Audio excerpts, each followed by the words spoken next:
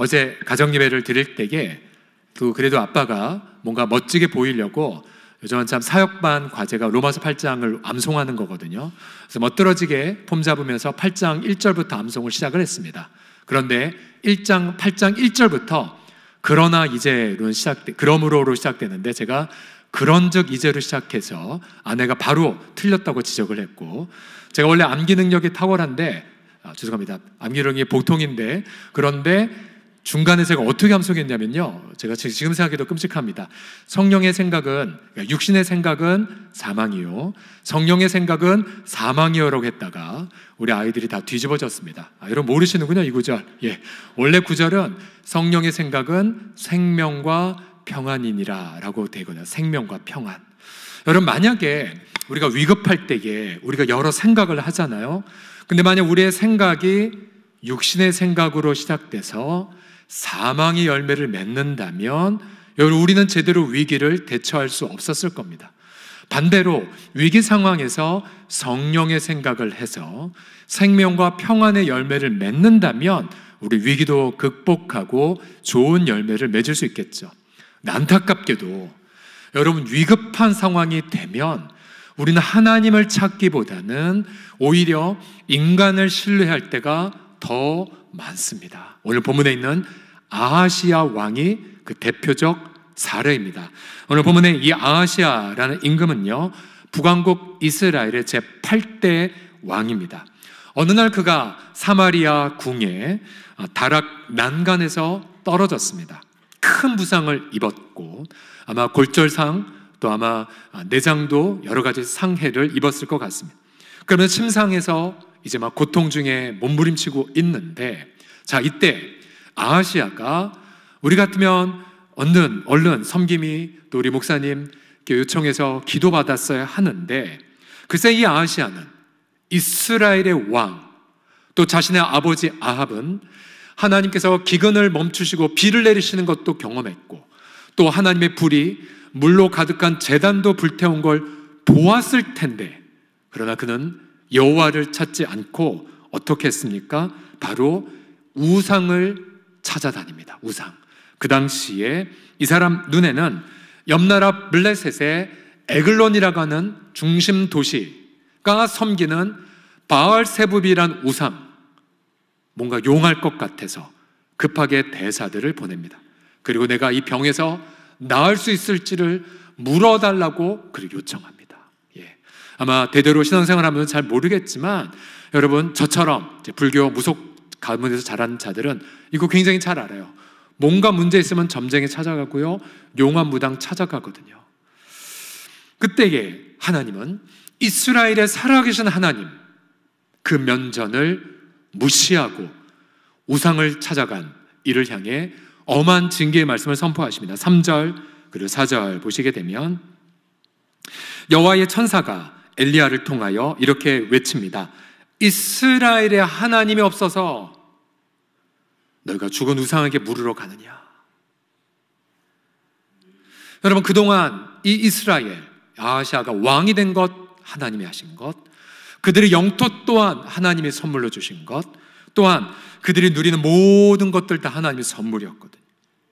하나님의 영광이 임재가 있는 이 땅에서 하나님을 무시하고 우상을 찾아간 이 왕, 그는 이렇게 심판을 받습니다. 네가 침상에서 내려오지 못하고 반드시 죽으리라 라고요. 문제는 아하시야가 이런 경고의 말씀을 받고도 돌이키지 않았습니다. 오히려 군사를 보내어 엘리야를 체포하고자 하죠. 3번이나 군사를 보내었습니다. 그러면서 첫 번째, 두 번째 모두 다 하늘에서 여호와의 불이 내려와 그들 모두를 불태웠었죠. 그리고 마지막 3번째 땐 그런 긍휼을 하심을 받고 죽지는 않았고, 엘리야가 그들과 함께 왕에게 가서 동일한 말씀을 선포합니다. 1장 16절, 17절을 보시면 말하되 여호와의 말씀이 네가 대사를 보내 에글론의 신 바알세붑에게 물으려 하느냐? 이스라엘의 그의 말 혹은 이스라엘의 그의 문제를 물을 만한 하나님이 안 계시더냐? 그러면 네가 반드시 침상에서 내려오지 않고 죽으리라.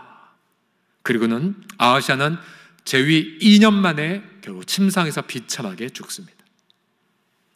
여러분이 아하시아 왕 1장에 보게 되면 무려 3번이나 어찌하여 이스라엘에 하나님이 없고 이스라엘의 하나님을 신뢰하지 않고 죽은 우상을 찾아갔느냐, 이 말이 세 번이나 반복이 됩니다. 자, 내일부터 열왕기 하를 보시겠지만 여러분 한번 이런 관점에서 보십시오. 과연 이 인물이 위기 속에서 하나님을 찾는가, 아니면 돈으로 해결하려 하는가? 위급 상황에서 하나님을 찾는가, 아니면 군대의 힘을 의지하려 하는가? 그리고 나서 그 결과가 무엇인지를 한번 보십시오. 우리는 이 성경을 보면 나 같으면 하나님을 찾았을 텐데 라고 자신할지 모르겠습니다. 그러나 안타깝게도 여러분이 아하시아는요, 우리 모든 죄된 타락한 본성의 모델이기도 합니다.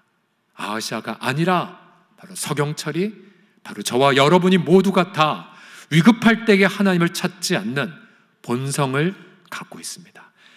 시편 53편 2절과 3절에 그러한 말을 지지하죠. 보세요. 하나님이 하늘에서 인생을 굽어 살피사 지각 있는 자와 하나님을 찾는 자가 있는가 보려 하신즉 각기 물러가 함께 더러운 자가 되고 선을 행하는 자가 없으니, 같이 읽겠습니다. 시작. 한 사람도 없더라. 여러분, 이것이 바로 우리의 타락한 죄의 본성입니다. 그럼 오늘 본문을 통해 왜 위급할 때 하나님을 찾지 않는가? 여러분, 우리는 어떤 이런 오해가 있습니다. 이번 주간에도 새벽기도 보면 낮이고 밤이고 비가 오나 눈이 오나 언제나 그 자리를 지키는 많은 어르신들, 또 기도하는 분들이 계세요.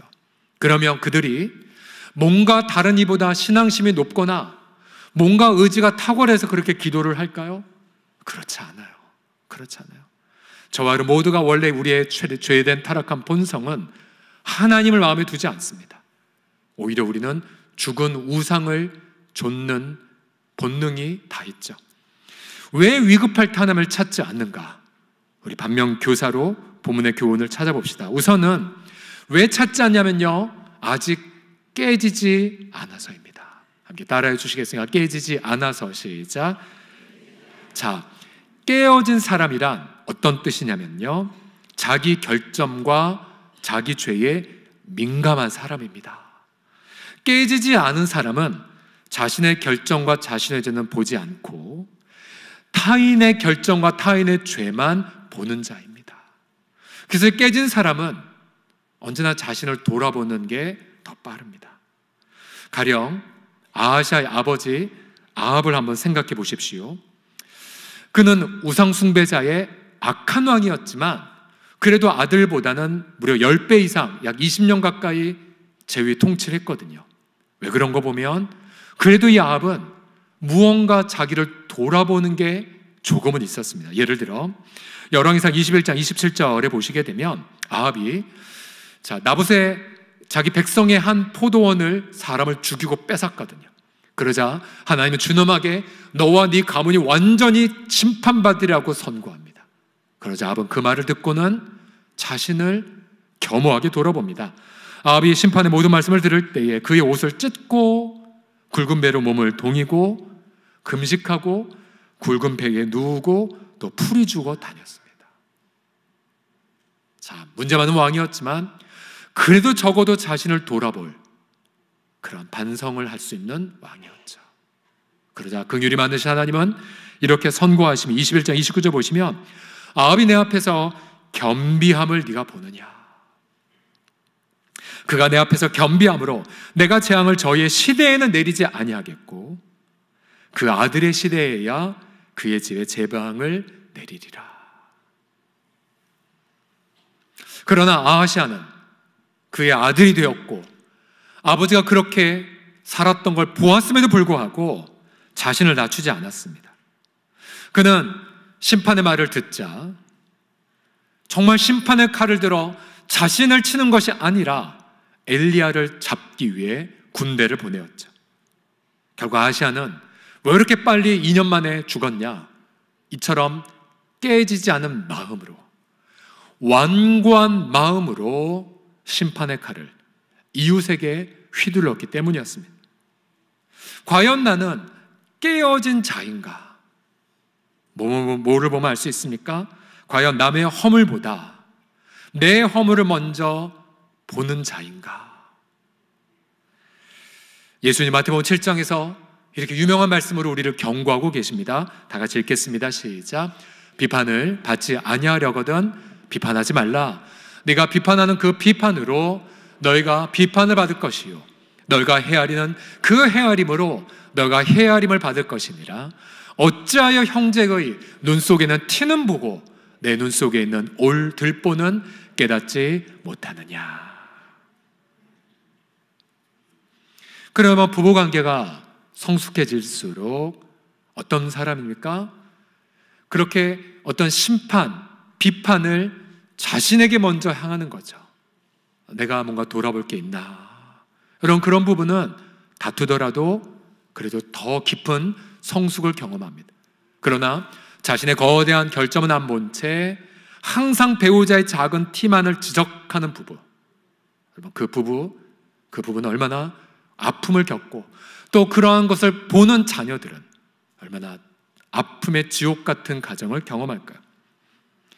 우리가 일부 정치인들이나 또 극단적 일부 유튜버들의 언행에 분노하는 이유가 무엇입니까? 그들은 자신의 들보를 전혀 인정하지 않고 다른 사람들의 잘못만 공격합니다.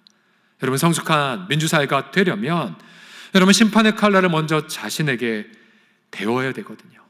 여러분, 철저한 자기 성찰이 없다면 후진 사회로 전락할 수밖에 없습니다. 다윗은 위급한 상황에 항상 두 가지의 기도를 드린 걸 관찰하실 수 있습니다. 시편 39편을 예로 든다면 다윗이 이렇게 고백합니다. 주여, 이제 내가 무엇을 바라리요? 내 소망은 주님께 있습니다. 네, 두 가지 기도. 첫 번째, 나를 모든 죄에서 건지시고 우매한 자에게서 욕을 당하지 아니하게 하소서. 깨어졌기 때문에 하나님, 먼저 우매한 자를 심판하소서 기도하기 전에 하나님, 제 허물이 머리카락보다 더 많습니다. 먼저 자신을 돌아보고 하나님이 위기에서 건져내달라고 기도했죠. 시편 139편에서 다윗은 그의 마무리를 이렇게도 고백합니다. 하나님, 저를 제발 조사해 주세요. 제 마음을 좀 살펴주시고 저를 테스트해 주시고 제 뜻을 좀 점검해 주세요. 그래서 제게 숨겨진 무슨 허물이나 무언가 모순 덩어리가 없는지를 좀 봐주시고 제가 주님이 가시는 그 거룩의 영원한 길로 갈 수 있도록 도와주세요 라고 함께 기도해요. 여러분, 우리 위기는 언제나 다가오지만 여러분, 그 위기 속에 심판의 칼을 이웃에게 휘두르지 마시고 먼저 자신을 겸허하게 돌아봄을 통하여 내 영혼 건강하게 되는 기회를 전부 다 삼으시는 저와 여러분 다 되기를 여러분 간절히 기도합니다. 같이 자신을 향해 이렇게 외치겠습니다. 먼저 저를 돌아보겠습니다 라고 시작. 먼저 저를 돌아보겠습니다. 두 번째로, 왜 위급할 때 하나님을 찾지 않냐면요, 연단을 거부하기 때문입니다. 연단과 훈련의 가치를 무시했기 때문이에요. 아하시아의 이름의 뜻은 충격적이게도 여호와께서 그를 붙드신다라는 뜻이에요. 아마 아버지 아합이 잠깐 신앙이 좋아졌을 때 아들에게 붙여준 것 같습니다. 아하시아 입장에서 보면 하나님은 참으로 자신의 아버지를 많이 훈련하셨어요. 연단시키셨어요. 큰 기근, 또 큰 비, 또 여호와의 불, 전쟁의 승리 등등. 그래서 그 20여 년 넘는 재위 기간 동안 아버지 아합은 철저하게 훈련과 연단을 받았어요. 물론 아합은 연단에서 실패됐고 비참하게 죽었지만요. 그런데 이 아하시아는 그 아버지의 연단과 훈련을 목도했음에도 불구하고 일관되게 연단의 가치를 거부합니다. 가령 여호와의 불이 자신의 군사들을 2번이나 불태웠을 때에 그는 당장 아버지 때에도 여호와의 불이 임했던 걸 기억했을 것입니다. 그런데 아버지 때에는 모든 백성들이 그 앞에 회개했고 여호와 그가 하나님입니다 라고 다 돌아왔거든요. 그런데 아하시아는 여호와의 불이 2번이나 자기 백성을 불태웠은 걸 눈으로 보았음에도 불구하고 조금도 돌이킬 생각을 하지 않습니다. 여러분, 아하시아가 네가 정령 죽으리라 라고 말을 들었다면 하나님 저 좀 살려주세요 라고 회개했으나 그는 일관되게 거부합니다. 여러분, 하나님이 어떤 악인에게 네가 정령 주려고 말씀하셨을 때에 그때 하나님의 심정은 어떠하셨을까요? 에스겔서 33장 11절에 보시게 되면 주님이 이렇게 말씀하세요. 주 여호와의 말씀이니라 나의 삶을 두고 맹세하노니 나는 악인이 죽는 것을 기뻐하지 아니하고 악인이 그의 길에서 돌이켜 떠나 사는 것을 기뻐한다고 말씀하셨어요. 이게 하나님의 심정입니다. 때로 우리가 상상하지 못한 재난 속에 있었을 때에 이 하나님의 심정을 모르는 자들은 거봐 심판받았지라고 망언을 합니다. 아니에요. 하나님은 악인이라 할지라도 죽는 걸 기뻐하지 않으세요. 오히려 그가 돌이키는 것을 눈물로 기다리시죠. 그러면서 주님 말씀하십니다. 이스라엘 족속아 제발 돌이켜라. 너가 악한 길에서 떠나라. 어찌 죽고자 하느냐. 여러분, 이게 하나님의 마음이에요. 그 주님은 아하시아가 돌아오길 열망하셨던 거예요. 너 그 길에서 돌이키지 않으면 너 반드시 죽어. 돌아와. 그렇게 열왕기하 1장에서 무려 3번이나 반복해서 말씀을 듣게 한 것 아닙니까? 반대의 인물이 한 분 있습니다. 바로 히스기야라는 왕. 여러분, 그도 병들어 죽게 되었고요. 하나님의 음성도 듣습니다. 너 이제 죽어. 이제 인생 정리해. 그런데 죽는다는 음성을 똑같이 들었지만 히스기야는 어떻게 했습니까? 열왕기 20장 2절과 3절을 보시면 그는 벽을 대고 통곡을 합니다. 하나님, 저 주님 앞에 살았잖아요. 하나님, 제가 어떻게 사는 거 아시잖아요. 그래서 엉엉 통곡합니다. 그러자 그 음성을 듣고 주님이 바로 응답해 주시죠. 열왕기하 20장 5절 이하를 보시면 그래, 내가 내 기도 들었어. 네 눈물 보았어. 내가 너 치유할 거야. 너 다시 예배 드릴 수 있어. 다시 내가 너 인생의 15년을 더 연장해 주마. 자, 히스기야는 분명 죽으려는 음성을 들었지만 하나님 앞에 자신을 낮추고 하나님 앞에 몸부림하자. 그는 새로운 인생을 경험했고 그 연단의 고통밤을 통하여 그냥 깊이 주님을 만나게 되었습니다. 여러분 보세요. 내가 왜 위급할 때 하나님을 찾지 않는가? 자, 위급할 때 나의 첫 번째 생각, 하나님께 기도하는가? 아니면 당장 전화, 어떤 사람, 누구 원망, 낙심의 생각에 빠지는가? 만약 그 고통의 위급의 순간에 여러분 이런 생각을 단 한 가지만 해본다고 생각해 보십시오. 너무 낙담되지만 이 고통을 통해 내가 어떻게 연단될까? 여러분 이 생각 단 한 가지만 하잖아요. 그러면 나도 모르게 기도하게 돼요. 내가 이 어려움을 통해 어떻게 예수님의 성품을 닮아갈까? 여러분 그런 마음만 조금만 품어도 그는 당장 덮어놨던 성경 읽기 시작해요. 내가 이 상황에서 어떻게 성령님과 동행할 수 있을까? 내가 어떻게 하나님 마음을 품을 수 있을까? 여러분 그 태도만 가지면요 바보 같아도 성령님이 기뻐하신 마음을 갖게 됩니다. 여러분 우리도 많은 성도들 가족 병수발하랴 병원 뛰어다니고 계시고요. 또 재정 문제 해결로 은행을 찾아다니고 전화한 분들도 계실 겁니다. 때론 인간관계가 정말 엉켜서 정말 밤낮 잠 못 있는 분들이 계실 겁니다. 하지만 그 모든 위기 상황 속에서도 여러분 시편 119편 71절의 말씀을 명심하십시오. 다 같이 읽어보겠습니다. 시작. 고난당한 것이 내게 유익이라 이로 말미암아 내가 주의 율례들을 배우게 되었나이다. 아멘, 아멘. 실제로 어느 성도님은 그 일터 속에서 이렇게 고백한 걸 제가 직접 들었어요. 목사님, 저 지금 이 사업하기 이전에 예전 사업 쫄딱 망했거든요. 근데 그 망한 게 제게 축복이었어요. 왜냐하면 주님을 깊이 만났거든요. 그러면 다시 본인의 적성과 관계없는 다른 제 사업을 시작하셨을 때에 그때 하나님께서 그 사업을 계속해서 형통케 하시는 고백들을 들을 수가 있었습니다. 여러분, 맞아요. 우리의 인생의 모든 것들, 여러분, 억울하든 또 형통하지 않든 갑자기 예상하지 못한 일을 겪었든지 간에 여러분, 그 모든 것 속에서 딱 한 가지 생각만 하세요.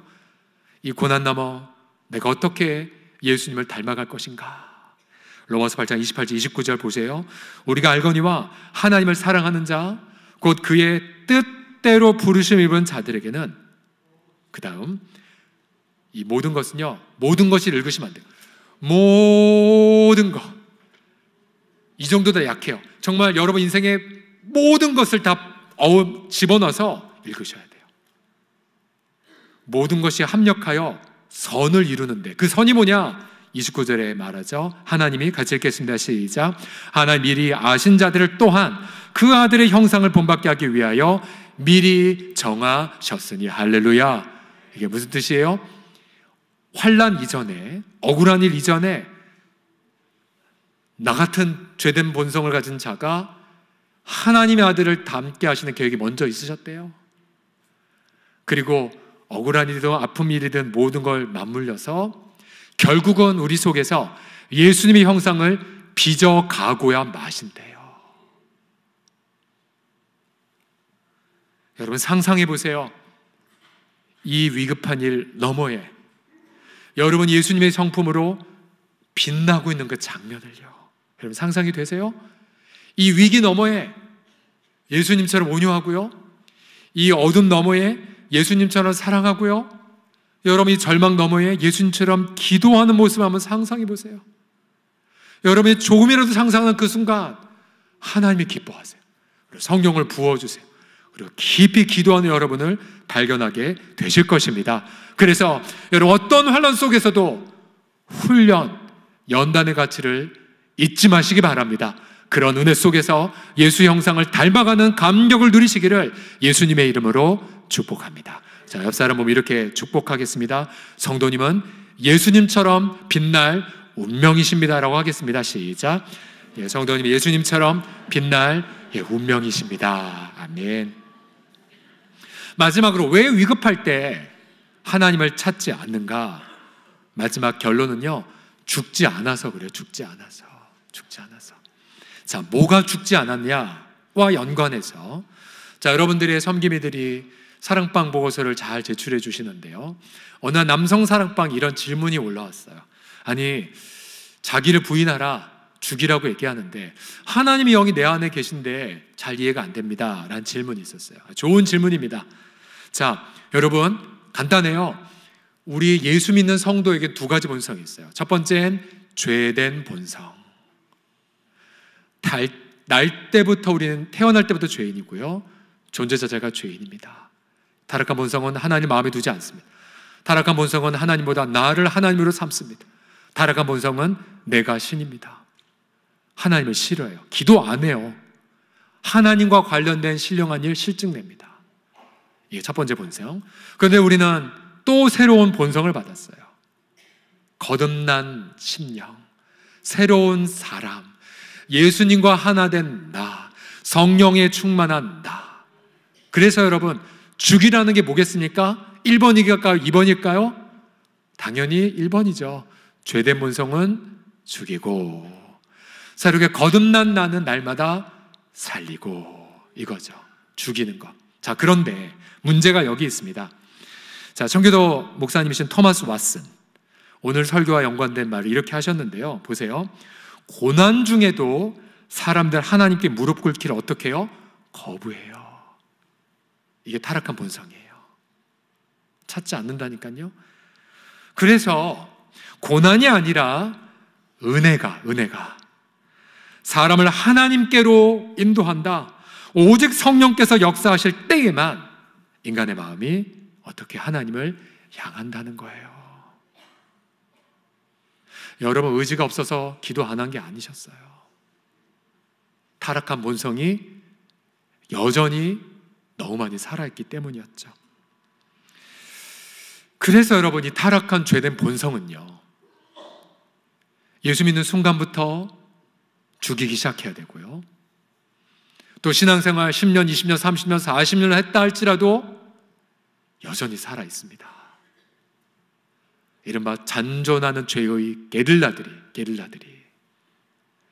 자, 저 89년도에 예수님을 영접했지만, 그래서 예수님 만난 지 벌써 35년 넘어가지만 여전히 이 죄는요, 서경철의 이 지성, 감정, 의지, 관계, 의식, 육체의 어떤 습관마저도 여전히 영향을 끼치고 있어요. 그래서 저는 날마다 저를 죽여야 돼요. 내려놓아야 돼요. 평안할 때는 더 깊이 기도해야 되지만 인간이 얼마나 악한지라 좀 긴장이 되어야. 마치 여러분 수조 속에 물고기 잡고 안전하게 횟집에 배달하려면 아시죠? 그 물고기를 잡아먹는 물고기를 넣어야 정신없이 돌아다니면서 싱싱하게 횟집에 공급되는 것처럼 하나님 본심은 고난 주심이 아니지만 우리의 유익을 위해 잠깐 고난을 허용하십니다. 그럼 그때 민감하게 알아야 돼요. 내가 이 상황에서 내가 죽여야 될 내 본성이 뭘까? 어떤 이는 명예심. 조금이라도 자존심 건드는 말이거나 조금이라도 내 어떤 공로를 인정하지 않는 분위기가 있으면 격분하는 분들이 계시죠? 문제가 뭐예요? 명예심 내려놓으셔야 돼요. 또 어떤 분들은 공로의식에 사로잡혀서 내가 이렇게 수고했는데, 내가 이렇게 아내로서 남편, 자녀 뒷바라졌는데, 내가 이렇게 봉사했는데 알아주지 않고 해. 그럼 그런 마음 품을 때마다 기도 못하는 거죠. 그럼 죽으셔야 돼. 각자 약점들이 다 있으세요. 그럼 하나님은 그거 죽이라고 잠깐의 고난을 허용하십니다. 여러분 로마서 8장 13절에 보시게 되면 우리를 향해 이렇게 경고하고 계세요. 자, 8장 13절을 보시면 이렇게 말합니다. 너희가 육신대로 살면 즉 죄된 본성에 따라 깨어짐이나 훈련받음 없이 계속해서 살아가잖아요. 로마서는 이렇게 선포합니다. 반드시 어떻게 된다고요? 죽는다고 말해요. 아시아만 네가 반드시 죽으리라 선고받은 게 아니에요. 죄된 본성을 가진 모든 인류가, 아니 저가 이미 죽을 것이라고 우리는 선고를 받았다니까요. 언제까지 죄된 본성 죽이지 않고 그렇게 완고하게 사시겠습니까? 그래서 주님은 말하죠. 죽여야 돼. 성령을 통해 혹은 복음의 능력을 통해 몸의 행실을 죽이면 살린다고 선포합니다. 그래서 우리는 내 몸을 날마다 쳐서 복종시키는 것, 여러분 이것도 되게 오해하는 구절인데요, 의지적으로 뭔가 막 붙들고 그런 그림이 아니에요. 겸허하게 예수님이 십자가 앞에 나아가서요, 십자가를 조금만 바라보는 그 순간 뭘 말하고 있습니까? 넌 이미 죽은 자야. 네가 얼마나 죄인인지, 하나님의 아들이라도 너 때문에 이렇게 못 박혀 죽을 만큼 넌 죄인이야, 이거예요. 반대로 내가 너를 얼마나 사랑한 줄 알아? 내 아들을 너를 위해 죽일 만큼 난 너를 사랑해. 그래서 우리가 그 십자가를 조금이라도 응시하는 그 순간 우리 몸의 행실이 죽고 새롭게 거듭난 내가 힘을 얻고 살게 됩니다. 이게 몇 초 안 걸려요. 잠깐이면 돼요. 잠깐.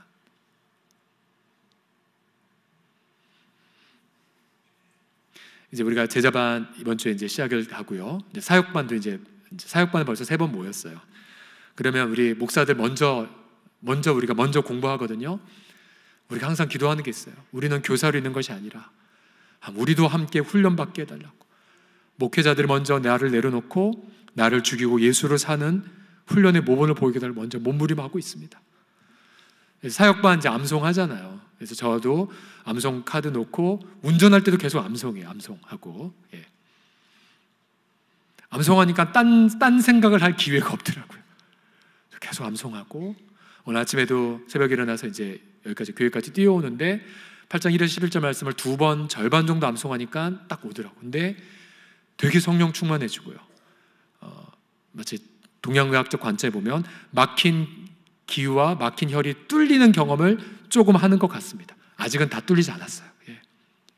그리고 로마서 8장을 한 지 벌써 30여 년이 넘었음에도 불구하고 아직도 모르는 게 너무 많고 아직도 차고 넘치게 누리지 못한 게 너무 많은 것을 더 많이 느낍니다. 여러분, 왜 힘든 시간에 하나님 찾지 않습니까? 죽지 않아서입니다. 깨어진 심령. 그래서 여러분 한번 자신의 생각의 속도를 한번 점검해 보십시오. 내가 예상하지 못했던 위기를 겪었을 때 내가 무의식 중이라도 주님을 찾는가? 아니면 방황하고 낙담하고 원망하고 싸우고 손해보고 나서 나 이러면 안 되는데 하고 돌아오는가? 여러분, 그 생각의 시간 기간만큼 이제 성숙의 여부를 판단할 수 있습니다. 우리가 이번 주 토요일 날 토요 온가족 기도회를 하잖아요. 우리 교육자들 열심히 좀 준비하고 있는데요. 주제가 이것입니다. 주제 한번 따라 하시겠습니다. 사랑방 우리 집. 시작. 사랑방 우리 집. 첫 번째로는 우리 사랑방들이 우리 요셉부터 시작해서 갈렙 식구까지 한 자리에 모여서 하나님, 우리 공동체가 세대를 초월해서 함께 주님을 즐거워하게 하여 주옵소서, 그런 기도로 모이고요. 두 번째로는 하나님, 우리의 집도 우리 가정도 하나님 정말 주님이 기뻐하는 집이 되게 하여 주세요, 이런 마음으로 함께 모였습니다. 그래서 우리가 순서는 사랑방 교회 모임 순서대로 함께 진행을 할 것이고요. 우리 어린아이들 나와서 악기도 연주하고 또 함께 기도도 하고 또 다양한 사역 나눔도 하면서 행복한 가정 예배를 함께 좀 전체적으로 드리는 형태로 함께 가고자 합니다. 사실 여러분, 많은 성도들이 고민을 하여 가정 예배 드리세요? 질문하면 목사님 새벽에 나갔다가 밤늦게 오고 가족들 얼굴 볼 시간도 없습니다가 대부분이세요. 때로 어떤 분들은 목사님 저만 믿어요. 제가 다 잘 이해해요. 힘든 것. 하지만 이렇게 한번 생각해 보세요. 가정에 여러 위기가 있었을 때에 바쁘다는 핑계 삼아 또 나 혼자 신앙생활하는 것 때문에 단 한 번도 가족이 한 자리에 모여 주님을 찾지 않는다면, 주님을 찾지 않는 그 다른 시간 누구를 의지하는 겁니까? 누구를 붙잡고 있는 것입니까? 어쩌면 우리 가정엔 살아계신 하나님이 계심에도 불구하고 하나님을 찾기보단 어쩌면 다른 우상을 찾고 있는 것은 아닙니까?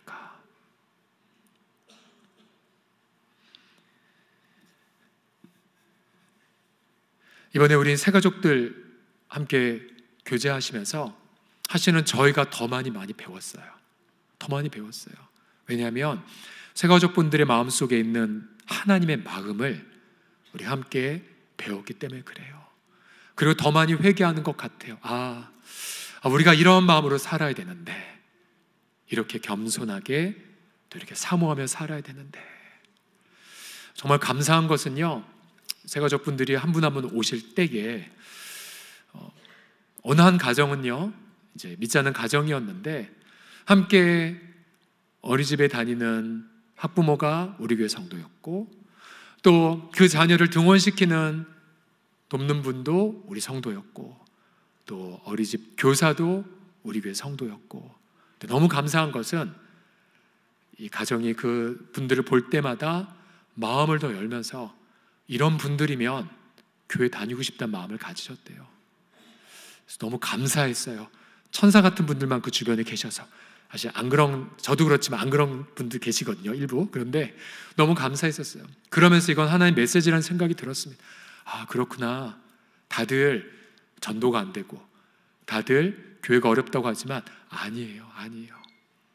여러분, 주님을 의지하는 자, 여전히 다른 이웃을 살리는 생명의 통로가 여러분 지금도 되고 있어요. 여러분, 그렇다면 우리 이렇게 결론 내리고 싶습니다. 혹시나 여러분의 이웃이나 아니면 내 일터 속에 누군가에든 넌 반드시 죽을 거야, 너 반드시 망할 거야, 너 실패할 거야, 혹시 그 말 때문에 지금 고개 숙인 분들이 계십니까? 하지만 주님은 이렇게 말씀하십니다. 걱정하지 마. 넌 이미 나와 함께 십자가에 못 박혀 죽었단다.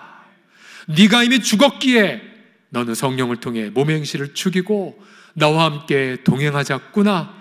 반드시 죽으리라는 그곳에 생명의 반전이 있을 것이고 봄의 꽃보다 더 아름다운 하나님의 나라의 열매가 주렁주렁 맺혀져서 바로 너의 열매를 통해 하나님의 크게 영광을 받아 주시리라. 여러분, 이러한 주의 마음을 품고 이 한 주간에 승리하시는 우리 모두가 되기를 간절히 소원합니다. 기도하겠습니다.